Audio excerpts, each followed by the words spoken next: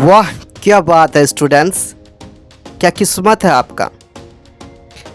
आपने बिल्कुल सही वीडियो का चूज़ किया। इसके लिए सबसे पहले मैं आप लोगों का मोस्ट वेलकम करता हूँ। आइए आज मैं आप लोगों को ऐसा सिखाऊंगा ये ग्रामर हिंदी का कि ज़िंदगी भर आप याद रखोगे। ठीक है, बिल्कुल भी आप नहीं भूलने वाले हो अगर ये कंप्लीट वीडियो आपने वॉच कर लिया। और दूसरी बात, आप लाइक भी नहीं करना, कमेंट भी नहीं करना, सब्सक्राइब भी नहीं करना अगर ये पूरा वीडियो देखने के बाद ये सभी क्लियर ना हो जाए। ठीक है, और सही से आप लोगों को क्या करना है, समझना है, क्योंकि बहुत ही अच्छे तरीके से मैं समझाया। देख सकते हैं आपको अलंकार, समास, उपसर्ग, वाक्य भेद, प्रत्यय आदि यहाँ पे करवाया है। ठीक है, अच्छे तरह से समझाया है।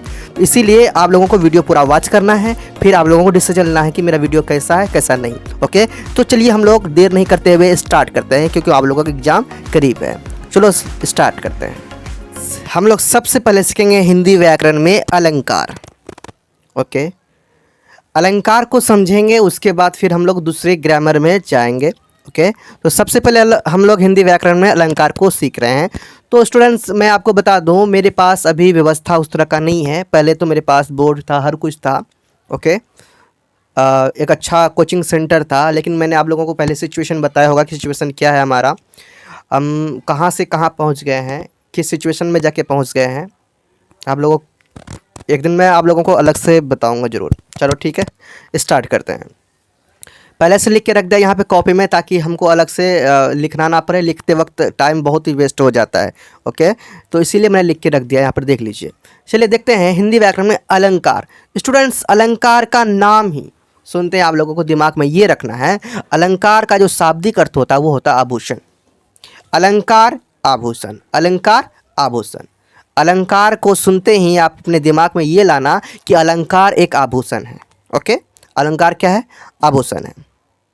ठीक है, तो अब बात करते हैं आभूषण क्या होता है। स्टूडेंट्स, आप देखते हैं कि हम लोग अपने आप को सुंदर देखने के लिए क्या करते हैं, अच्छे कपड़ा पहनते हैं, है ना, चश्मा पहनते हैं, घड़ी पहनते हैं। अपने आप को देखने के लिए कुछ ना कुछ आभूषण पहनते हैं, गले में हार पहनते हैं, चैन पहनते हैं ना। तो इस तरह से अपने आप को देखने के लिए हम लोग क्या करते हैं, सुंदर दिखने के लिए आभूषण का प्रयोग करते हैं। ठीक है, ताकि हम लोग सुंदर दिख पाएँ। सेम उसी तरह से यहाँ पे हिंदी में भी अलंकार का जो यूज किया जाता है वही आभूषण बनाने के लिए, यानी कि किसी भी वर्ड्स को सुंदर बनाने के लिए। ठीक है, किसी भी सेंटेंस को सुंदर बनाने के लिए अलंकार का क्या किया जाता है, यूज किया जाता है। तो स्टूडेंट्स, आप लोगों को ध्यान से समझना है, ध्यान से सुनना है। ठीक है, ताकि आप लोग सही से याद रख पाएँ। जो बच्चे ध्यान से नहीं समझेंगे उनको याद नहीं रहेगा, ये बात आप लोग अभी याद रख लीजिए। ठीक है, जब तक ध्यान से नहीं सुनेंगे, ध्यान से नहीं समझेंगे, अभी भी आप लोगों में से किसी का माइंड कहीं और है, तो प्लीज़ आप अपना माइंड को वहाँ रखिए, हटा दीजिए, है ना। जो भी माइंड कहीं और किसका डिस्टर्ब है, पढ़ते वक्त आप अपना माइंड को बिल्कुल भी हटाना नहीं, बिल्कुल भी मतलब यहाँ से वहाँ जहाँ तहाँ नहीं रखना। आपको सिर्फ ये सोचना है कि मुझे ये समझना है तो समझना है, क्योंकि ये वीडियो आपके लिए बहुत ही ज़्यादा इंपॉर्टेंट है। स्टूडेंट, ये तो हम लोग समझ गए। अब यहाँ देखिए, आगे मैंने यहाँ देखिए क्या लिखा है। देखिए क्या है, जिस प्रकार आभूषण स्त्रियों की सुंदरता बढ़ाते हैं, ठीक उसी प्रकार अलंकार भी कविता की सुंदरता में वृद्धि करता है। ठीक है, कविता की सुंदरता में वृद्धि करता है। समझ में आ गया ये अलंकार होता क्या है। ओके, अब अलंकार के भेद को जानेंगे। और अलंकार हमारे जो कि मतलब सिलेबस के अनुसार हमारे बुक में हमारे एग्जाम्स में जो पूछे जाते हैं, उस अलंकार का ही हम लोग क्या करेंगे, चर्चा। देखिए, अलंकार के अगर भेद की बात किया जाए, तीन भेद होते हैं, जिसमें से दो भेद जो कि हम लोग को यूज करना होता है। जैसे कि शब्द अलंकार, पहला क्या है, पहला जो भेद है उसका नाम क्या है स्टूडेंट्स, शब्द अलंकार। और दूसरा जो भेद है वो अर्थालंकार। ठीक है, तो शब्द अलंकार और अर्थालंकार ये दिमाग में आपको याद रखना है। ठीक है, उसके बाद हम लोग चर्चा करेंगे कि ये कौन कौन सा अलंकार होता है, कौन कौन से होते हैं। ठीक है, चलिए हम लोग देखते हैं आगे। देखिए स्टूडेंट्स, आगे देखिए यहाँ पे क्या दिख रहा है आपको, शब्द अलंकार, है ना। तो सबसे पहले अब देखेंगे शब्द अलंकार क्या होते हैं। ठीक है, शब्द अलंकार में कुछ इस तरह से आपको अलंकार देखने को मिल रहा है। कौन सा, अनुप्रास अलंकार, यमक अलंकार, श्लेष अलंकार, पुनरुक्ति अलंकार, विपसा अलंकार और वक्रोक्ति अलंकार और भी बहुत सारे कई अलंकार हैं, ठीक है। लेकिन हमारा जो यूज होगा वो आप बता शब्द अलंकार में से अनुप्रास अलंकार यूज होगा, यमक अलंकार यूज होगा और श्लेष अलंकार यूज होगा, ठीक है। तो यही सब अलंकार हम लोग क्या करेंगे, पढ़ेंगे, ठीक है। इतना ही याद रखेंगे, ज़्यादा याद रखने की जरूरत नहीं है, क्योंकि हम लोगों को सिलेबस में, हम लोगों को एग्जाम्स में यही से हो जाता है, यही प्रमुख है, ओके। तो शब्द अलंकार में ये प्रमुख हो गया और अर्थ अलंकार है, ठीक है। अर्थ अलंकार में देखिए आप लोगों को ये देखिए दिख रहा है आपको उपमा अलंकार। कौन सा अलंकार? उपमा अलंकार, रूपक अलंकार, उत्प्रेक्षा अलंकार, है ना। ये सब इंपॉर्टेंट अलंकार है। ये सब अलंकार को क्या करना है, याद रखना। ये सब अलंकार के प्रमुख प्रकार हैं, प्रमुख भेद हैं, ठीक है, उपभेद हैं। तो ये इस आप लोगों को क्या करना है, याद रखना है, ठीक है। तो आप लोगों ने ये देख लिया और जिसे लिखना है आप लोग यहाँ से लिख सकते हैं वीडियो को रोक के, ओके। तो आप लोगों को बताऊंगा लास्ट में कि ये अगर आप लोगों को ये लेना है तो कैसे क्या करना है, ठीक है। चलिए हम लोग अब आगे देखते हैं, ठीक है। अब बात करते हैं एक एक करके कि अनुप्रास अलंकार होता क्या है। शब्दालंकार में अनुप्रास अलंकार क्या होता है, अब हम लोग सही से समझेंगे, ओके। चलिए हम लोग अनुप्रास अलंकार को समझना स्टार्ट करते हैं। स्टूडेंट्स, ये रहा आपका अनुप्रास अलंकार, ओके। देखिए अनुप्रास अलंकार को कैसे याद रखेंगे, ठीक है, और ये कैसे होते हैं। देखिए किसी भी शब्द में, किसी भी वाक्य में, ठीक है, किसी भी वाक्य में अगर एक ही वर्ण है ना, क्या, अगर एक ही वर्ण का क्या हो, बार बार प्रयोग हो, क्या हो, बार बार प्रयोग हो उसी को हम लोग क्या कहेंगे, अनुप्रास अलंकार। अब बात करते हैं भाई वर्ण क्या होता है। कुछ बच्चे वर्ण में कंफ्यूज होंगे। देखिए वर्ण जैसे कि क, ट, है ना, स, क से लेके ज्ञ तक, है ना, आ, ये सब कुछ भी आपको दिखाई देता है। और वर्णमाला आप देखते हैं आ, क, ख, ये सब वर्णमाला है। तो कोई भी वर्ण आपका बार बार जब प्रयोग होने लगता है वही आपका अनुप्रास अलंकार कहलाता है। आप लोग याद कर लिए, आप लोगों को याद हो गया होगा अनुप्रास अलंकार क्या हुआ, किसी भी वर्ण का बार बार प्रयोग होना अनुप्रास अलंकार कहलाता है, ठीक है। अब अगर आप लोगों को इसे समझना है, आप लोगों को एग्जाम्पल के थ्रू मैं आप लोगों को समझा रहा हूँ। देखिए चलिए हमारे पास एक बुक है, देख लीजिए। यहाँ पे हम लोग समझेंगे अनुप्रास अलंकार क्या होता है। देखिए यहाँ पे स्टूडेंट्स आप लोगों को दिख रहा होगा, थोड़ा सा बड़ा कर दूं। देखिए यहाँ पे क्या लिखा हुआ है, चारू चंद्र की चंचल किरणें खेल रही है जल थल में। आपने इसको पढ़ा, यहाँ एक ही वर्ण का उपयोग कहाँ हो रहा है। देखिए यहाँ च का यूज हुआ, यहाँ भी च का यूज हुआ और यहाँ भी च का यूज हुआ। एक ही वर्ण है, ये च एक वर्ण है, यहाँ भी च एक वर्ण है और यहाँ भी च क्या है, एक वर्ण है। तो च का क्या हुआ, बार बार प्रयोग हुआ है, इसीलिए यहाँ पे ये अनुप्रास अलंकार होगा, ठीक है। समझ में आ गया। और भी कई आपके एग्जाम्पल हैं। देखिए स्टूडेंट्स यहाँ पे क्या है, मुदीप महापति मंदिर आए, यहाँ पे म का बार बार प्रयोग हुआ है ना, म, ठीक है, इसीलिए ये आपका अनुप्रास अलंकार है। और देखिए कंकन किंकिन नुपुर धुनी धुनी, यहाँ पे क का प्रयोग हुआ बार बार, क, है ना।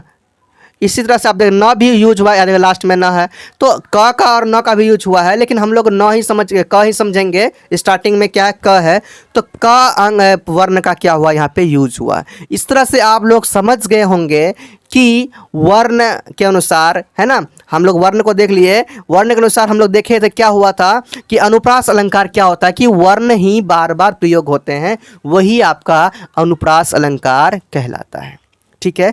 चलिए इस तरह से हमारा अनुप्रास अलंकार क्लियर होता है। अब हम लोग आगे सीखते हैं यमक अलंकार। स्टूडेंट्स ये रहा आपका यमक अलंकार। स्टूडेंट्स हम लोगों ने अभी क्या देखा, अनुप्रास अलंकार में किसी भी वर्ण का बार बार प्रयोग होता है और यमक अलंकार में ठीक उसी प्रकार किसी शब्द का, वर्ण नहीं, यहाँ पे किसी शब्द का बार बार क्या होता है, प्रयोग होता है, बार बार प्रयोग होता है। यही आपका क्या कहलाता है, यमक अलंकार। समझ में आ गया। जिस तरह से अनुप्रास में वर्ण बार बार प्रयोग हुआ, उसी तरह से यमक अलंकार में शब्द बार बार प्रयोग होते हैं। चलिए इनका कुछ एग्जाम्पल देखते हैं। जैसे कि देखिए आप यहाँ पर क्या लिखा हुआ है, ध्यान से देखिए। कनक कनक ते 100 गुनी मादकता अधिकाय। यहाँ कनक कनक 2 बार आया। एक ये वर्ड्स है, ये भी एक वर्ड्स है। यहाँ वर्ण नहीं है, ये का नहीं देख रहे हैं हम लोग, कनक कनक देख रहे हैं, है ना। 2 बार कनक आया, इसीलिए ये यमक अलंकार कहलाया। और एग्जाम्पल देखते हैं। देखिए क्या है, खाय बेराय खाय बोराय जग वो पाय बोराय। खाय बोराय जग वो वा पाय बोराय। यहाँ पे देखिए बोराय बोराय 2 बार बोराय बोराया, इसीलिए ये क्या है आपका यमक अलंकार, क्योंकि ये शब्द का 2 बार प्रयोग हुआ है। शब्द का प्रयोग अगर बार बार हो वही आपका क्या कहलाएगा, यमक अलंकार। अब आगे देखिए, काली घटा का घमंड घटा। काली घटा का घमंड घटा, यहाँ पे घटा घटा 2 बार आया। इस तरह से आप लोगों ने समझ गया, है ना, आप लोगों ने समझ गया होगा। क्या समझा होगा आप लोगों ने, कि आप लोग ये समझे होंगे कि किसी भी शब्द का बार बार प्रयोग होना ये यमक अलंकार होगा। तो एग्जाम में कभी भी किसी भी टाइप से क्वेश्चन पूछेगा, आप लोग पूरा तोड़ के जवाब देना। ओके, चलिए अगला प्रश्न देखते हैं, अगला टाइप्स देखते हैं इनके। ओके स्टूडेंट, जैसा कि आप लोग देख रहे हैं 3rd नंबर में आपका श्लेष अलंकार है। श्लेष अलंकार को कैसे समझेंगे स्टूडेंट? श्लेष का अर्थ ही होता है चिपकना। ओके, श्लेष का अर्थ क्या होता है? चिपकना। जब कोई वाक्य बोला जाए, उसमें से अगर एक वाक्य बोले जाने पर दूसरे वाक्य पुनः अलग से सुनने के लिए वो उत्सुक हो जाए, तो वो आपका श्लेष अलंकार होगा। तो ऐसे आप लोग नहीं समझ पाएंगे। आप लोगों को मैं क्या दिखाता हूँ, आप लोगों के एग्जाम्पल ही आप लोगों को दिखाता हूँ, समझ में अच्छी तरह से आ जाएगा। देखिए यहाँ पे स्टूडेंट्स, यहाँ आप लोगों को देख रहे, आप लोगों को दिख पा रहा है। देखिए क्या, देखिए रहमन पानी राखिए। यहाँ पर क्या देख रहे हैं हम लोग, वो नहीं देख रहे हैं। यहाँ पे देखिए ये रहमन पानी राखिए, यहाँ पे जो पानी का यूज हुआ है, क्या हुआ है, पानी का जो यूज हुआ है, इसमें जो यूज हुआ है ये इसमें भी यूज हुआ है। लेकिन बात ये वर्ड्स पूरा नहीं हुआ है ना। रहमन पानी राखिए बिन पानी सब सून, यहाँ पे पानी बार बार प्रयोग हुआ है, लेकिन यहाँ किसी वाक्य को पूरा करने के लिए प्रयोग हुआ है। ठीक है, तो हम लोग एक वाक्य जैसे पढ़ रहे हैं, रहमन पानी राखिए, इसके बाद और भी आगे कुछ होगा। देखिए रहमन पानी राखिए, इसके बाद आप अपने माइंड को देखिए क्या सुन रहे हैं कि माइंड ये कह रहा है कि इससे आगे और भी कुछ होगा, है ना। इसी तरह से अगर कहीं आपको ऐसा हो कि इसके आगे और भी कुछ चिपका होगा, वही तो होगा आपका श्लेष अलंकार। समझ में आ गया होगा, है ना स्टूडेंट्स। इसी तरह से आप लोग याद रख पाएंगे। अब आगे देखिए, पानी गए न उबरे, पानी गए न उबरे मोती मानुष चून। यहाँ पर देखिए, यहाँ पे आप लोग क्या समझ रहे हैं, पानी गए न उबरे मोती मानुष चून, ये इसी का है स्टूडेंट्स, इसी का अगला पार्ट है।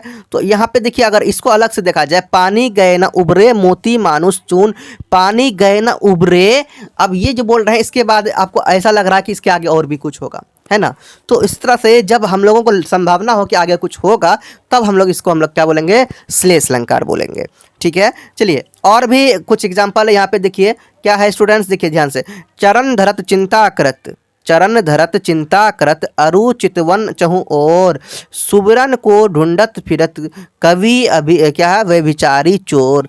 देखिए यहाँ पे क्या हुआ, यहाँ पे बात खत्म हो ही नहीं रहा है ना। बात खत्म क्या नहीं हो रहा, हो ही नहीं रहा है। या चिंता चितवन, है ना, तो अभी वह बिचारी। अब यहाँ क्या हो रहा है कि ये बात एक दूसरे से सटा हुआ है ना, चिपका हुआ है। चरण धरत चिंता करत, है ना। इसके बाद अगर ये नहीं मिलाते हैं तो ये चिपका हुआ नज़र नहीं आएगा और ये खाली खाली नज़र आएगा।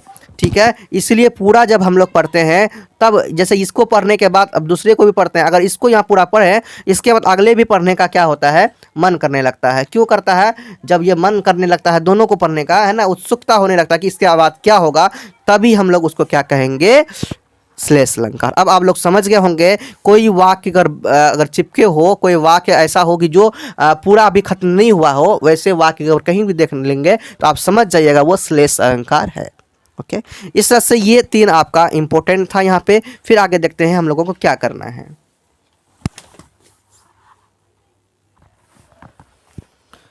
चलिए स्टूडेंट्स, अब हम लोग इस अलंकार को छोड़ते हुए अगला अलंकार आते हैं, अर्थालंकार। आप स्टूडेंट्स, आप लोगों को ये ध्यान नहीं रखना, ये आप टेंशन नहीं रखना भाई शब्द अलंकार में इतने सारे याद नहीं करेंगे। आपके इतने सारे में जितना मैंने आप लोगों को कराया है वहीं से क्वेश्चन आता है। ठीक है, वहीं से आएगा, इससे आगे करने की जरूरत नहीं है। ओके, ये तो आप लोगों को बस ऐसे समझाने के लिए दे दिया। अब देखिए अर्थ अलंकार में आप लोगों को क्या है, उपमा इम्पोर्टेंट है, रूपक इम्पोर्टेंट है ना, तो उत्प्रेक्षा इंपॉर्टेंट है। ये सब आप लोगों को अभी कराऊंगा आपको। चलिए हमारे साथ नए बने रहिए स्टूडेंट्स। अर्थ अलंकार अब में से सबसे पहले हम लोग क्या करते हैं, उपमा अलंकार। चलो स्टार्ट करते हैं। उपमा अलंकार क्या होता है स्टूडेंट्स, जैसे यहाँ पे आप लोगों को बुक में ही दिखा दूँ। देखिए उपमा अलंकार क्या होता है, अभी आप लोगों को समझ में आ जाएगा। देखिए यहाँ पर क्या लिखा हुआ है स्टूडेंट्स, जहाँ किसी सामान्य वस्तु की तुलना या समानता किसी प्रसिद्ध वस्तु या व्यक्ति की जाए, वहाँ उपमा अलंकार होता है। इसमें सा, सी, सम, सरिस जैसे ज्यों आदि वाचक शब्दों का प्रयोग किया जाता है।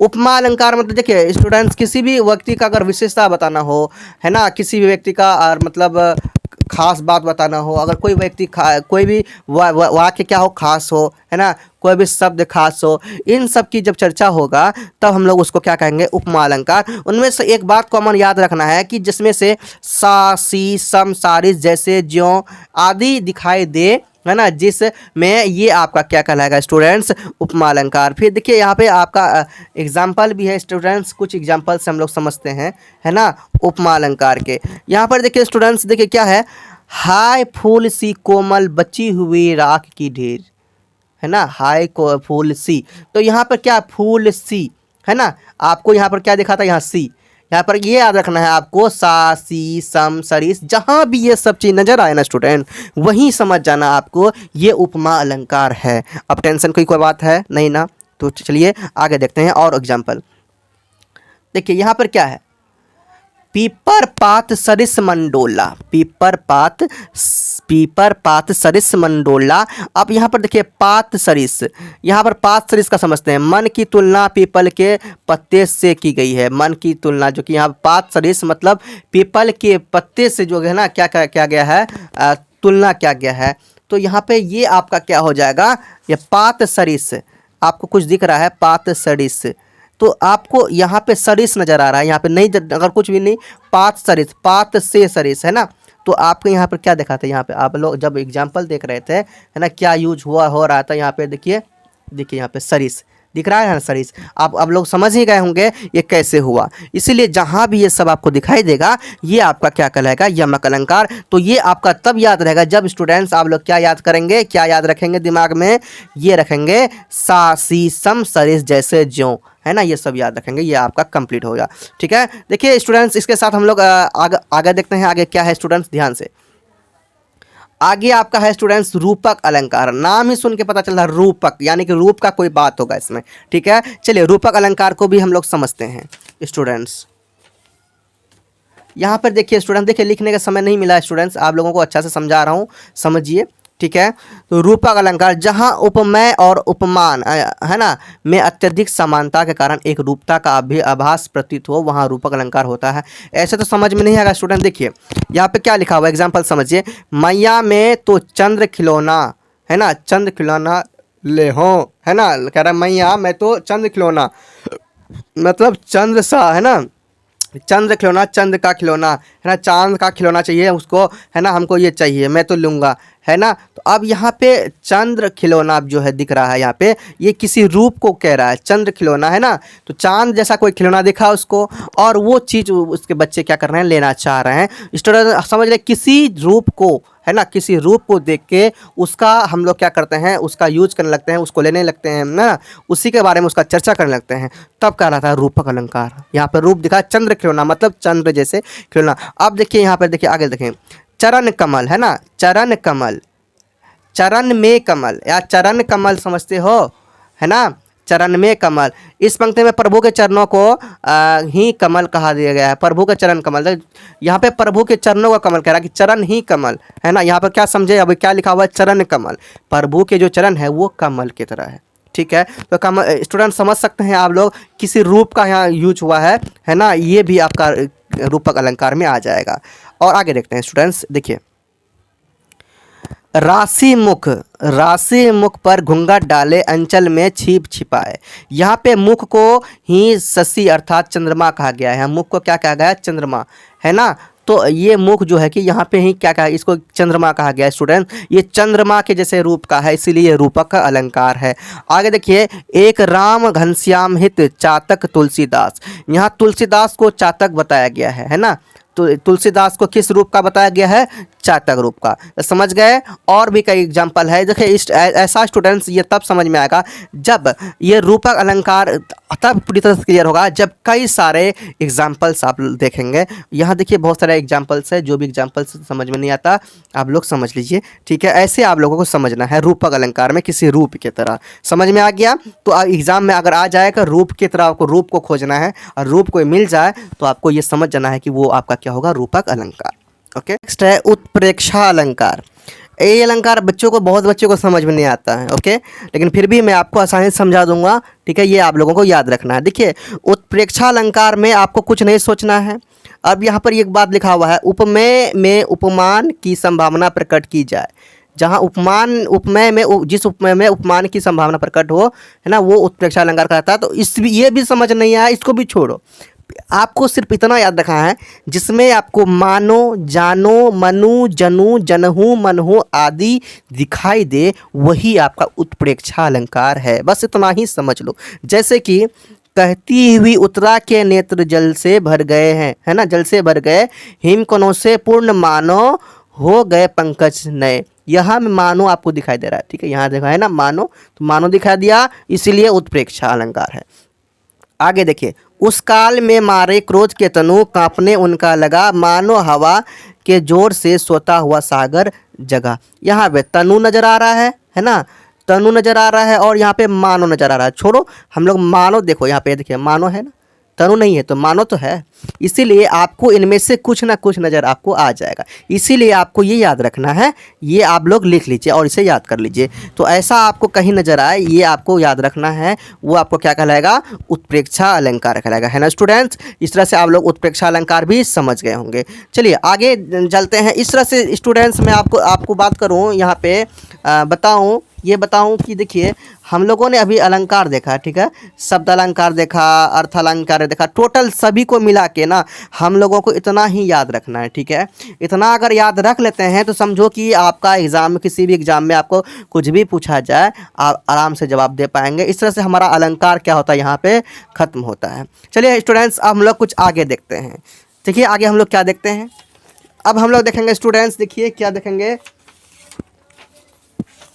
उपसर्ग देखेंगे स्टूडेंट्स। अब हम लोग जो देखने वाले हैं वो है आपका उपसर्ग। उपसर्ग क्या होता है अब हम लोग जानेंगे, ठीक है। बहुत बच्चे स्कूल में जाने होंगे उपसर्ग क्या होता है, लेकिन अभी हम लोग जो पढ़ेंगे, जो बच्चे में कुछ भी कन्फ्यूज़न है वो आपका दूर हो जाएगा, ठीक है।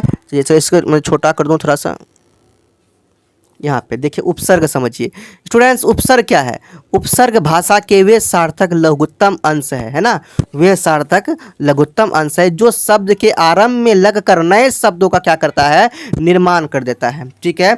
देखिए आरंभ में लगता है, जो स्टार्टिंग में लगता है। देखिए आप एग्जाम्पल समझेंगे तो समझ में आएगा। उपसर्ग में यहाँ पे शब्द के पहले लगा, है ना, अ लगा, शब्द के पहले अ लगा, ये उपसर्ग है स्टूडेंट्स। क्या है ये, उपसर्ग है। और ये अ प्लस पठित क्या हो गया, अपठित। यहाँ पे उपसर्ग जो भी लगता है उसका कुछ ना कुछ मीनिंग होता है। अ का मतलब होता है यहाँ नहीं, है ना। अपठित में से यहाँ अ का मतलब क्या हुआ, नहीं।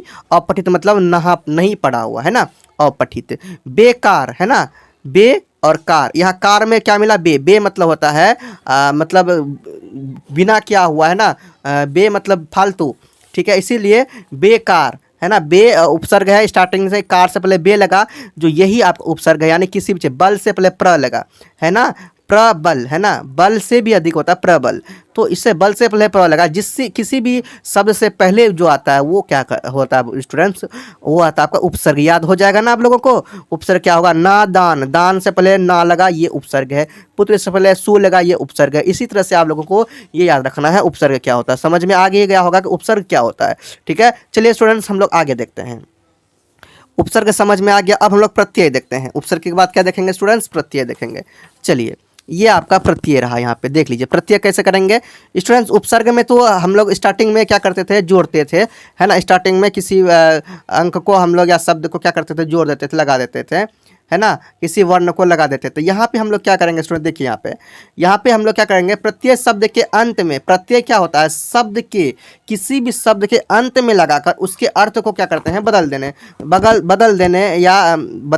देने या वाले, है ना, देने वाले, उसमें विशेषता लाने वाले शब्दांशों का क्या कहते हैं हम लोग, प्रत्यय कहते हैं। ये देखिए स्टूडेंट्स, ये आपको याद रखना है, प्रत्यय वो होता है जो लास्ट में लगता है, और क्या कहते हैं, हमारा जो हम लोग क्या किए थे स्टूडेंट्स, है ना, उपसर्ग वो होता है जो स्टार्टिंग में लगता है, प्रत्यय वो होता है जो लास्ट में लगता है, उपसर्ग वो होता है जो स्टार्टिंग में लगता है। ये आपको याद रखना है। चलिए कुछ एग्जांपल देख लेते हैं।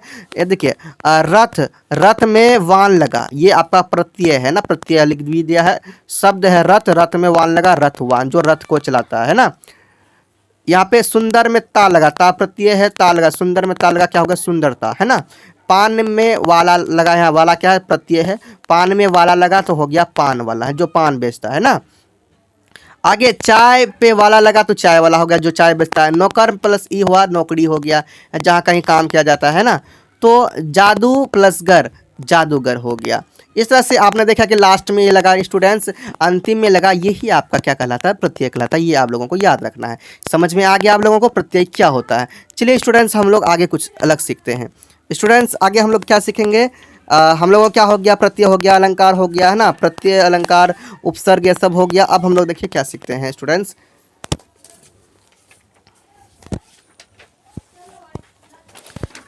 यहाँ हम लोगों को अब वाक्य समझना, थोड़ा सा वाक्य भेद, है ना। देखिए वाक्य भेद क्या होता है स्टूडेंट्स, आप लोगों को देखना है। यहाँ पे वाक्य भेद अलंकार में समय लगा स्टूडेंट्स, इसमें से हम लोग समय नहीं लगाएंगे, आपका वेस्ट टाइम नहीं करेंगे, है ना। देखिए वाक्य भेद अब हम लोग समझना, वाक्य भेद आ जाता है स्टूडेंट्स से समझना है। चलिए वाक्य भेद क्या होता है, देखिए ध्यान से जरा। यहाँ पे क्या है स्टूडेंट्स, वाक्य भेद किसकी दृष्टि से, अर्थ की दृष्टि से जानना है, क्योंकि यही एग्जाम में आता है। अर्थ के आधार पर वाक्य के 8 भेद होते हैं। कितने भेद होते हैं, 8 भेद होते हैं। ये 8 भेद आपको क्या करना है, याद रखना है स्टूडेंट्स। चलिए पहला भाग का भेद का जो नाम है आपका विधानवाचक वाक्य, पहला भाग का क्या नाम है, विधानवाचक वाक्य। दूसरा है आपका स्टूडेंट्स प्रश्नवाचक वाक्य, है ना। तीसरा है निषेधवाचक वाक्य। चौथा है विषम्यावाचक वाक्य, है ना। और पांचवा क्या है, संकेतवाचक वाक्य। छठा है आज्ञावाचक वाक्य, और सातवां है इच्छावाचक वाक्य। फिर आपका लास्ट हो जाता है संदेहवाचक वाक्य। ठीक है, ये आपका वाक्य के क्या है, भेद है स्टूडेंट्स। अब हम लोग एक एक करके समझेंगे, विधानवाचक क्या है, प्रश्नवाचक क्या है ना, निषेधवाचक क्या है, ये सब हम लोग अलग अलग करके हम लोग समझेंगे। स्टूडेंट्स हमारे साथ बने रहें, ठीक है। तो आई होप आप लोगों को अच्छा से समझ में आ रहा होगा, ठीक है। जरूर आप लोग कमेंट में बताइएगा कैसा लगा, कैसे समझ में आ रहा, मैं कैसे समझाता हूँ। ओके, क्या मैंने जैसे आपको स्टार्टिंग वाला, क्या मैं वैसे समझा पा रहा हूँ या नहीं समझा पा रहा हूँ, ठीक है। प्लीज़ ज़रूर कमेंट में बताना, ठीक है। चलिए सबसे पहले मैं कुछ एग्जाम्पल आपको दिखा दूँ। चलिए विधानवाचक का स्टूडेंट, यहाँ पर देखिए विधानवाचक, है ना, विधानवाचक वाक्य। अब ये क्या होता है, देखिए क्या है, पहले पढ़ लेते हैं फिर आपको अच्छे से समझाएंगे। जिस वाक्य में ना तो नकार हो और ना विस्मय हो और ना आज्ञा हो, ना आशंका हो, ना ही किसी प्रकार की अपेक्षा या उपेक्षा हो का भाव हो, उससे हम लोग विधानवाचक वाक्य कहते हैं। इसमें क्रिया के करने या होने का समान कथन होता है। देखिए इसमें से देखिए कुछ भी नहीं नजर आएगा आपको, क्या नहीं नजर आएगा, नकार भी नहीं, विस्मय भी नहीं, आज्ञा भी नहीं, आशंका भी नहीं, है ना, उपेक्षा या अपेक्षा, ये सब कुछ नज़र नहीं आएगा, है ना। ये सिंपल आपको नज़र आएगा, है ना। यही आपका क्या कहलाएगा स्टूडेंट्स, क्या, विधानवाचक, है ना, विधानवाचक। यहाँ देखिए लिखा हुआ है क्या पे, देखिए यहाँ भी लिखा हुआ आपका विधानवाचक वाक्य। देखिए यहाँ पे कुछ एग्जांपल, जैसे कि बादल गरज रहे हैं, तो इसमें से आपको ऐसा कुछ नहीं है, सिंपल है कि बादल गरज रहे हैं तो भाई गरज रहे हैं। रमेश कपड़े धो रहा है तो ये धो रहा है ना। आज्ञा है इसमें नहीं है, वो अपने मन से कर रहा है ना, तो पॉजिटिविटी यहाँ सिर्फ अफर्मेटिव सेंटेंस है। रानी फुटबॉल खेल रही है, ठीक है, रानी फुटबॉल खेल रही है। नानी ने इंटरनेट सीख लिया, ये सिंपल सी बात है। दादी जी हॉकी खेल रहे हैं, तो ये आपका सिंपल रहेगा। अब हम लोग आगे देखेंगे प्रश्नवाचक, है ना। तो विधानवाचक के बाद आपका आएगा प्रश्नवाचक संख्या। इसे देखिए, प्रश्नवाचक, देखिए आपको नाम से ही पता चलता है प्रश्न जहाँ भी जिस भी वाक्य अंत में प्रश्न लगा रहेगा, समझ जाना वो आपका प्रश्नवाचक संख्या। वैसे भी और एक चीज़ से समझ सकते हैं, कब, कहाँ, जहाँ, जब क्वेश्चन पूछा जाएगा, क्वेश्चन पूछने वाले कोई भी वाक्य नजर आएगा आपका होगा प्रश्नवाचक, है ना। वाक्य, ये हो गया। निषेधवाचक क्या है ये देखना है। निषेधवाचक देखो, जिस वाक्य में किसी काम की स्थिति में ना होने का अर्थ पैदा होता है। निषेध मतलब, निषेध का मतलब समझोगे नेगेटिव, यानी ना जहाँ लगा रहे, ना यानी कि नहीं की बात जहाँ किया जाए, वही आपका स्टूडेंट हो जाएगा निषेधवाचक। जैसे कि वे नहीं आएंगे, तुमने पढ़ाई नहीं की, राम नहीं खेल रहा है, श्वेता नहीं सो रही है, माँ बाजार नहीं जा रही है। तो नहीं नहीं नहीं, ना ये नजर आएगा स्टूडेंट्स। इसीलिए आप लोग समझ गए होंगे निषेधवाचक वाक्य क्या है। आगे देखते हैं विषम्यावाचक वाक्य। स्टूडेंट्स बहुत ही आसान है ये सब। देखिए, अगर आप लोग रिवीजन नहीं करते तो ये सब याद नहीं होता है ना, इसीलिए आप लोग बताना कमेंट में कैसा लगा है ना, जरूर बताना स्टूडेंट्स। विषम्यावाचक वाक्य देखिए स्टूडेंट, जिस वाक्य में हैरानी, दुख, शौक, हर्ष आदि भाव प्रकट हो रहे हैं उसे विषम्यावाचक वाक्य कहते हैं। देखिए क्या कह रहा है, दुख, सुख, हर्ष आदि भाव आपको दिखेगा जिस भी वाक्य में, ये आपको समझ लेना है, वो आपका क्या है स्टूडेंट्स, विषम्यावाचक। जैसे कि आप एग्जाम्पल में समझ सकते हैं, ओह अब क्या करें, ठीक है, ओह ऐसा दिखाए। और एक चीज़ याद रखना, आपको ऐसा दिखेगा, ठीक है स्टूडेंट्स, क्या दिखेगा आपको स्टूडेंट्स, ऐसा दिखेगा, ऐसे ऐसे देखो है ना, ये आपको ऐसा दिखेगा, इस टाइप का कहीं भी दिखेगा स्टूडेंट्स, आपको ये समझना, वही आपको विषम्यावाचक है। फिर भी आपको याद रखना है, ओह दुख है ना, सुख, हर्ष, ये सब याद रखना। जैसे कि ओह अब क्या करें, छी यह तुमने क्या कर दिया, शाबाश तुमने तो कमाल ही कर दिया, वाह कितना सुहावना मौसम है, आह मेरे पैर में कांटा चुभ गया। देख लिए, ऐसा कहीं भी देखा स्टूडेंट्स, यही तो आपका विषम्यावाचक वाक्य है स्टूडेंट्स। इस तरह से आप लोगों को याद हो गया होगा विषम्यावाचक क्या है। अब तक जो भी समझा रहा हूँ आप लोगों को अच्छा समझ में आ रहा होगा। ये मैं अपने कन्फर्मेशन के हिसाब से कह रहा हूँ, मुझे इतना पूरी तरह से विश्वास है आप लोगों को अच्छा समझ में आ रहा होगा। चलिए आगे देखते हैं।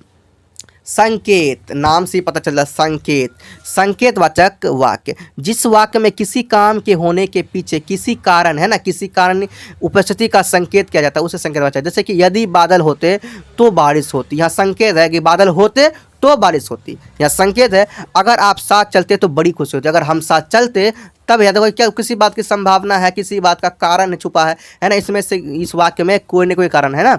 देखिए आगे देखें, हम बहादुरी दिखाते तो चोर भाग जाता, अगर बहादुरी दिखाते तो चोर भाग जाता, तो ये ऐसा कहीं भी दिखेगा है ना। वह परिश्रम करता तो सफलता मिल जाती, वह पढ़ता तो उत्तीर्ण हो जाता। इसमें क्या है आपका संकेत है ना, इस वाक्य में आपको खुद दिख रहा है संकेत। आप पढ़िए, कई एग्जाम्पल आप कीजिए, आपको समझ में आ जाएगा, ठीक है। आगे देखिए स्टूडेंट्स क्या है, आज्ञावाचक वाक्य। आज्ञा का नाम ही सुन के भाई, ऑर्डर, आज्ञा ऑर्डर, आज्ञा ऑर्डर, जहाँ भी ऑर्डर किया जाएगा वही आज्ञावाचक वाक्य स्टूडेंट, याद रखना है। देखिए क्या है, जिस वाक्य में किसी प्रकार का आदेश देने की बात कही गई है उसे आज्ञावाचक वाक्य कहते हैं। जैसे कि इधर आओ, उधर मत जाओ, यहाँ पर बैठो, किताब पढ़ो, खड़े हो जाओ, ये सब आप देख रहे हैं कि ऑर्डर चल रहा है, इसीलिए ये क्या होगा स्टूडेंट्स, आज्ञावाचक वाक्य। आगे देखते हैं स्टूडेंट्स, आपका आगे क्या है, इच्छावाचक वाक्य। आज्ञा के बाद इच्छा, यह इच्छा व्यक्त होगा, इच्छा। देखिए क्या है, जिस वाक्य में किसी प्रकार की इच्छा प्रकट की गई हो उसे इच्छावाचक वाक्य कहते हैं स्टूडेंट्स। जैसे कि मैं चाहता हूं कि तुम उत्तीर्ण हो जाओ, यह इच्छा है, वो क्या इच्छा रखता है कि आप उत्तीर्ण हो जाओ, है ना। मैं क्या इच्छा रखता हूँ कि आप उत्तीर्ण हो जाओ, एग्जाम आप लोग देने जो जा रहे हो, आप लोग क्या हो जाओ, सभी बच्चे अच्छे मार्क्स ले आए हैं और हमारे मतलब हमको थैंक्स जरूर बोलने आएंगे ना, अच्छे मार्क्स लाए हमको थैंक्स बोलने आएंगे, सर जी आपने जो पढ़ाया वो आएगा, तो ऐसे सुनने के बाद में दिल खुश हो जाएगा। ये हमारा मैं चाहता हूँ, है ना। पिताजी चाहते हैं कि भैया की नौकरी लग जाए, है ना, यह इच्छा है, यह चाहत है नहीं, इच्छा है।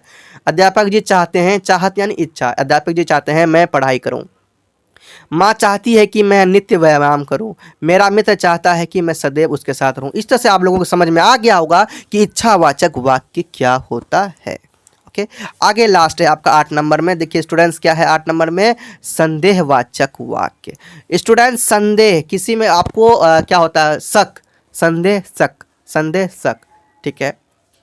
तो ये याद रखना है, जिन वाक्यों में अर्थ की दृष्टि से किसी कार्य के होने में संदेह प्रकट किया जाता है उसे संदेहवाचक वाक्य कहते हैं स्टूडेंट।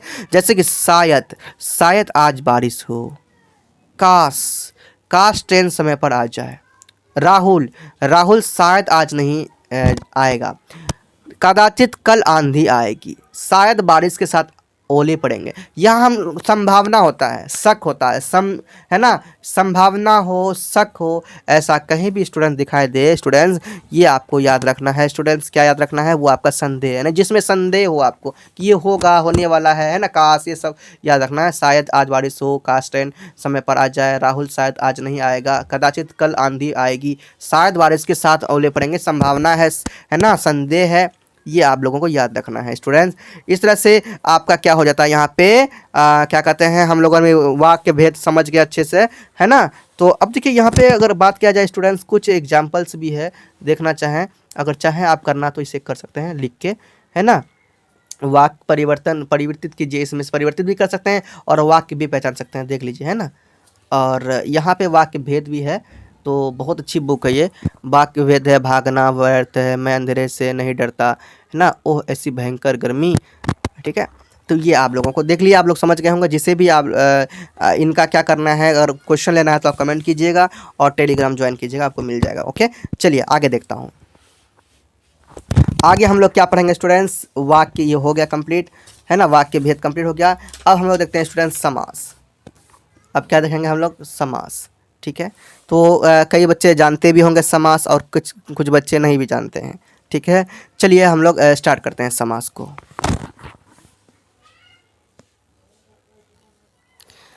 यहाँ पर देखिए आप लोग स्टूडेंट्स, समास, समास क्या होता है? दो या दो से अधिक शब्दों के मेल से संक्षिप्त क्या होता है, संक्षिप्त शब्द बनाने की प्रक्रिया जो होता है वो आपका समास कहलाता है, ठीक है। चलिए अगर आपको यहाँ पढ़ के समझ नहीं आए तो आगे देखते हैं। देखिए यहाँ पे क्या समास क्या होता है, देखिए समझ जाएंगे। यहाँ क्या लिखा हुआ, राजा का महत्व, है ना, राजा का महल, राजमहल। देखिए यहाँ पे क्या हुआ, दो क्या शब्दों को क्या कह, दो से अधिक या दो शब्दों को यहाँ मिलाया गया, दो या दो से अधिक, कोई भी शब्द, दो शब्द या दो से अधिक शब्द, राजा और महल को मिलाया गया, राजा का महल क्या कहलाया, राजमहल। गंगा का तट यानी गंगा तट, ठीक है। तो ये आपका क्या कहलाया स्टूडेंट्स, समास कहलाया, ठीक है। तो स्टूडेंट्स ये बात करते हैं कि ये क्या होता है। देखिए ये जो तोड़ा हुआ रहता है, जो टूटा हुआ रहता है, जैसे कि राजा का महल, ये टूटा हुआ है और इसका एक शब्द बनेगा, जब ये अलग से टूटा रहेगा ये समास विग्रह कहलाएगा। क्या कहलाएगा स्टूडेंट, ये समास विग्रह। गंगा का तट ये क्या है, समास विग्रह। अभी ये खुला हुआ है ना, अब जब ये एक साथ जुट जाएगा, मिल जाएगा, वो आपका कहलाएगा समस्त पद, है ना। राजमहल समस्त पद है, गंगा तट समस्त पद है, ठीक है। जब ये खुलेगा, है ना, जब इससे टूट के ये बाहर निकलेगा, समास विग्रह होगा।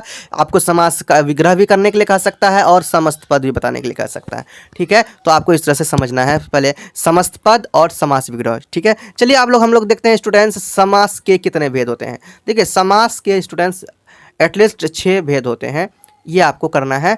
पहला क्या है स्टूडेंट्स, अवयवी भाव समास, दूसरा है तत्पुरुष समास, तीसरा है कर्मधारय समास, तो चौथा है द्विगु समास और पांचवा है द्वंद्व समास और छठा स्टूडेंट्स बहुव्रीहि समास, ठीक है।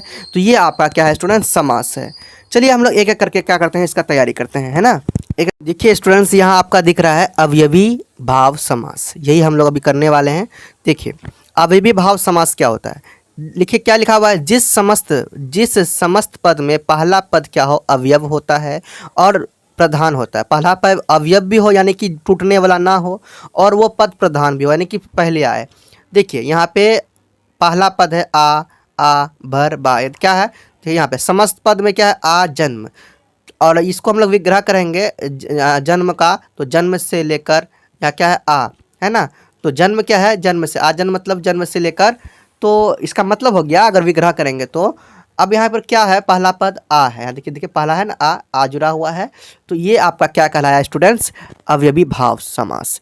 उसके बाद देखिए फिर देखिए यहाँ पे आमरण यानी मरण तक, आमरण, तो यहाँ पे भी आपका पहला पद क्या देखा, आ, यानी आ को हम लोग तोड़ेंगे टूटेगा, ऐसे टूट के कोई अलग शब्द बनेगा, अलग कुछ बनेगा नहीं बनेगा। उसके बाद भर पेट, तो यहाँ पे भर, पहला पद क्या है, भर, भर को अगर भ अलग कर दें, र अलग कर दें, कुछ बनेगा नहीं, ना बनेगा। इसीलिए जो अवयव हो ये टूट ही नहीं सकता, अवयव वही होता है जो नहीं टूटता है ना, जो वय नहीं हो, मतलब जो टुकड़ा ना हो, ठीक है, जिसका टुकड़ा ना किया जा सके। भर पेट में से भर आपका क्या हो, पहला पद पर क्या है, अवयव हो, जो पहला पद नहीं टूटे। भर पेट में से देखिए पेट, भर पेट मतलब पेट के भर के, है ना, पेट भर के, भर पेट वही होता है ना, पेट भर के।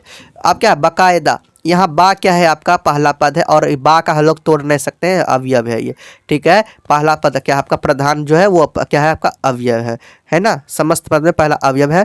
अब बा कायदा मतलब होता है कायदे के अनुसार, और यहाँ पे पहला पद बा है, ये अवयव है।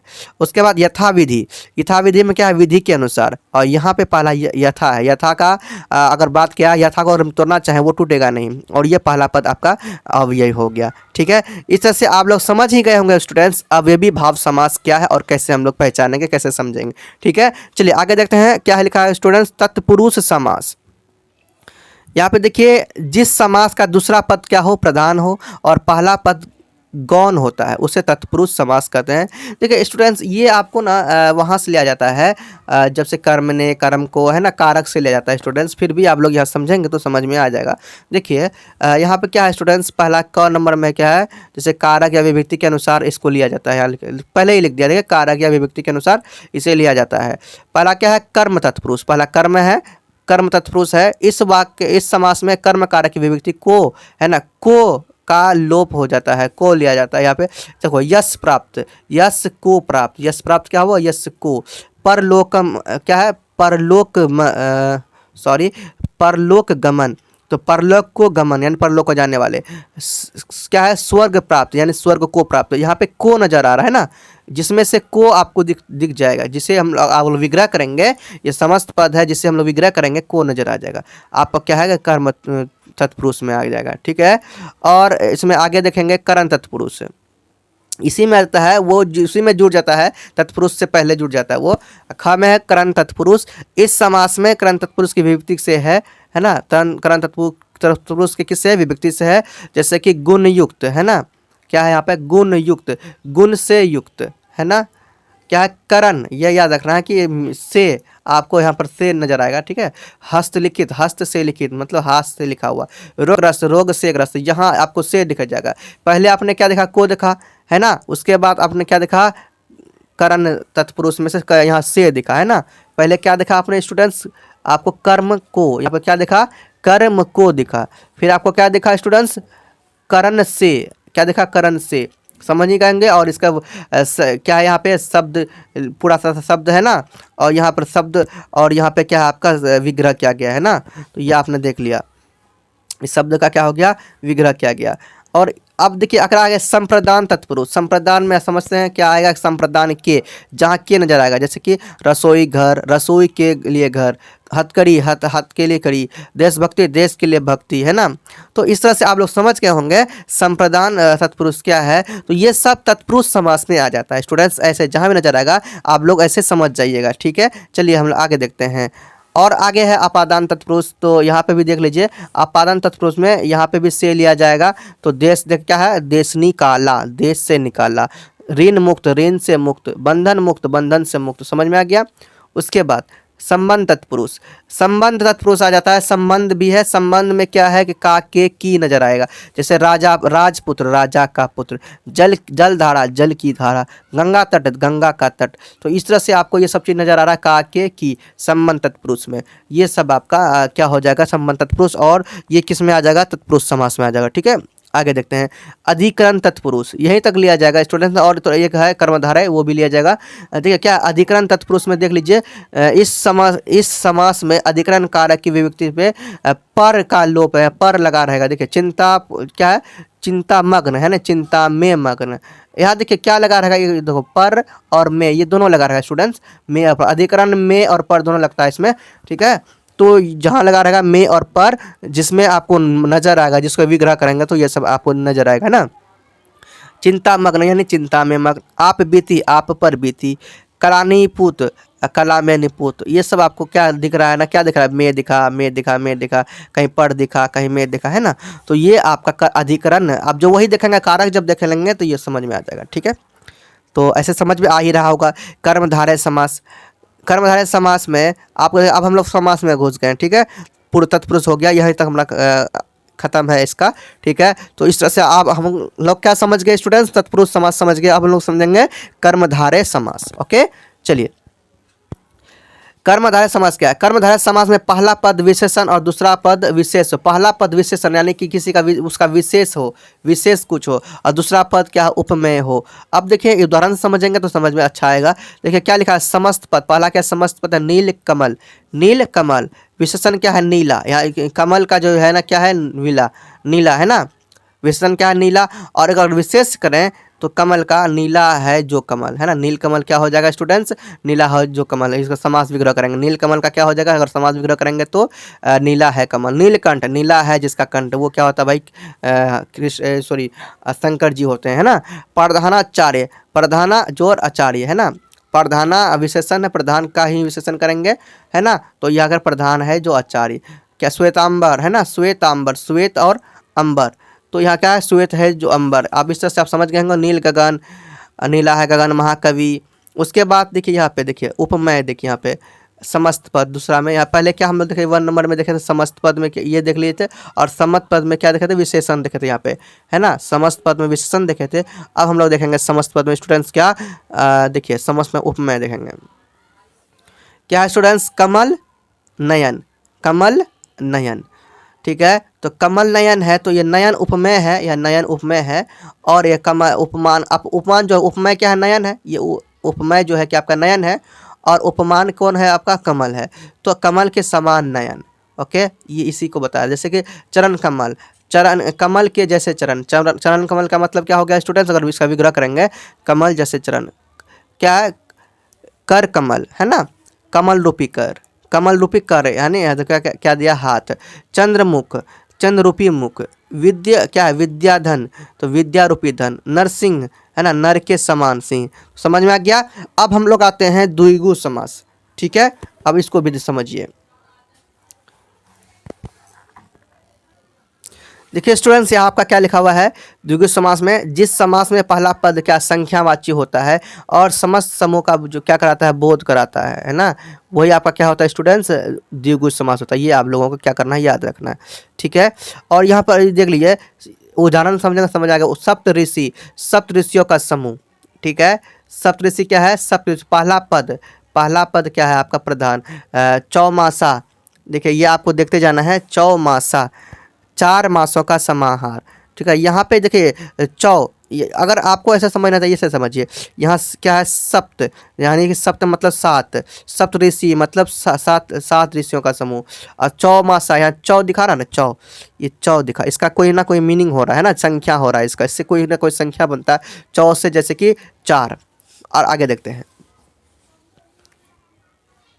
स्टूडेंट दोपहर। देखिए क्या है यहाँ पे स्टूडेंट्स? दोपहर, दोपहर में दो का मतलब समझ में आ रहा है? दो पहरों का समाहार। नवरत्न, या क्या है? नव मतलब 9 है, रत्नों का समूह। त्रिलोक, त्रि मतलब होता है 3 लोकों का समूह। इसी तरह से आप देखिए पंचवटी, 5 वंटों का है ना, 5 वटों का समूह। त्रिभुज, 3 भुजाओं का समूह। चौपाया, 4 पैरों वाला। सप्ताह है ना, 7 दिन का समूह। पंचतंत्र, पंच है ना, तंत्रों का समाहार या 5। चौराहा समझ गए होंगे। तिरंगा, 3 रंग का। त्रिवेणी, 3 वेणियों का संगम। क्या है? त्रिफला, 3 फलों का समूह, है ना। इस तरह से आप लोग समझ गए होंगे। सप्त सिंधु, 7 सिंधुओं का समूह। इस तरह से आप लोग समझ गए होंगे कि द्विगु समास क्या होता है स्टूडेंट्स, जिसके कि जो पहला पद जो होता है ना, वो पद का कोई ना कोई मीनिंग निकलता है ना। तो ये समझ में आ गया आपका। अब देखिए द्विंद क्या क्या है? द्विंद समाज, यहाँ पर क्या लिखा हुआ है स्टूडेंट? द्विंद समाज क्या है? अब इसको समझते हैं। जिस समास के दोनों पद क्या हो? प्रधान हो। द्विंद समाज में जो 2 पद होता है, दोनों पद क्या होता है स्टूडेंट्स? दोनों पद है ना आपका प्रधान होता है ना। देखिए विग्रह करने पर एवं या अथवा लगता है, दोनों पद प्रधान होता है। और जिसमें से जैसे कि अगर हम लोग विग्रह करेंगे तो उसमें से आपको ये चीज़ नजर आएगा। क्या नजर आएगा स्टूडेंट्स? देख लीजिए यहाँ पे आपको नजर आएगा पर और एवं या, ये सब नजर आपका। देखिए यहाँ पर देखिए एग्जाम्पल देखेंगे समझ में आ जाएगा स्टूडेंट्स। क्या है? समस्त पद, देखिए समस्त पद है ना, और समास विग्रह। भाई बहन, भाई और बहन और दिखाई दिया है ना। क्या है भाई जुड़ा हुआ है, देखिए दूध दही, या देखो डैश डैश डैश डैश लगा है, ऐसे भी आप पहचान सकते हैं द्वंद्व समास में जिसमें डैश डैश डैश डैश लगा होता है। अधिकतर आपको ऐसे ही दिखेगा द्वंद्व समास जिसमें आपको डैश डैश डैश लगा दिखेगा, ठीक है। दूध दही, दूध और दही, पाप और पुण्य, जन्म और मृत्यु, लाभ और हानि, माता और पिता, नर और नारी, सुख और दुख, हार और जीत, दिन और रात, है ना। इस तरह से आप लोग देख लीजिए, ठीक है ना। तो अब समझ में आ गया है कि द्वंद्व समास क्या है और द्विगु समास क्या है। द्विगु समास में बता दिए थे, जो पहला पद है उसका कोई ना कोई मीनिंग होता है पहला पद का, ठीक है। ये आप लोग याद रखिएगा। चलिए देखिए, जिस स्टूडेंट को कहीं प्रॉब्लम हो रहा है ना, समझ में नहीं आ रहा, तो उसको ना वहाँ बैक करके ना फिर से आप क्या कीजिए, समझिए, सुनिए, है ना, समझ में आ जाएगा। आपका है बहुब्रीहि समास। अब इसको समझते हैं। जिस समस्त पद में कोई भी पद प्रधान ना होकर तीसरा पद प्रधान हो उसे बहुब्रीहि समास कहते हैं। कोई पद प्रधान नहीं हो लेकिन तीसरा पद क्या हो, प्रधान हो, है ना, वो आपका होगा प्रधान हो, मतलब जिस पद का अलग से क्या हो, वैल्यू हो, मीनिंग हो, है ना, समझ में आ गया, का खास हो। चलिए आगे देखते हैं स्टूडेंट्स। नीलकंठ, देखिए नीलकंठ कोई ना कोई है, नीलकंठ है भाई, नीलकंठ हमको पता है कौन है, नीलकंठ जो पता है वही आपका प्रधान है। तीसरा नीलकंठ कौन है, नीला है जिसका कंठ, वो है आपका शिव। स्टूडेंट शिव आपका क्या है, प्रधान, यही आपका तीसरा पद कहलाया, है ना, प्रधान पद, यही तीसरा है आपका। दशानंद कौन है भाई, दशानंद 10 है आनंद जिसके, वो रावण है दशानंद। चतुर्भुज 4 है भुजाएं जिसकी, वो विष्णु है। एक दंत 1 है दांत जिसका, वो है गणेश। लंबोदर लंबा है उधर जिसका, गणेश। चतुर्मुख 4 है मुख जिसके, ब्रह्मा। उसके बाद स्टूडेंट्स यहाँ देखिए आगे, गिरधर गिरी को धारण करने वाला श्री कृष्ण। वीणा है पानी जिसके हाथ में सरस्वती, है ना। और चक्रधर, चक्र को जो धारण करता है वो आपका विष्णु होता है स्टूडेंट। चंद्रशेखर चंद्र है शिखर, है ना, जिसके आपका क्या है, जैसे वो भी चंद्रशेखर होता है, शिव होता है, ठीक है। स्टूडेंट समझ में आ गया। इस तरह से आपको जितने भी इम्पोर्टेंट आपके स्कूल के अनुसार, आपके क्लास के अनुसार था, ठीक है, मैंने सभी कंप्लीट करवा दिया है स्टूडेंट्स। अब आप लोग बता सकते हैं आप लोगों को कैसा लगा कैसा नहीं लगा, आप लोग ज़रूर कमेंट करके बताइएगा। स्टूडेंट बहुत ही मेहनत लगा है इसमें, बहुत ही मेहनत लगा है, ठीक है, क्योंकि हमको टाइम भी नहीं मिलता स्टूडेंट्स, बहुत मेहनत से मैं बनाता हूँ, ठीक है। अगर आप लोगों को अच्छा लगा होगा तो प्लीज़ आप लोग like comment share and subscribe करें। अगर आपके पास फ्रेंड है, अपने स्कूल में दोस्त हैं, अब जहाँ भी है आपको, आप अपने दोस्तों को, फ्रेंड्स को बोलिए कि देखिए मेरे सर हैं जो यूट्यूब में हम लोग को पढ़ाते हैं, अच्छा सा सपोर्ट करते हैं, तो प्लीज़ सबको शेयर कीजिए, सबके साथ शेयर कीजिए, है ना।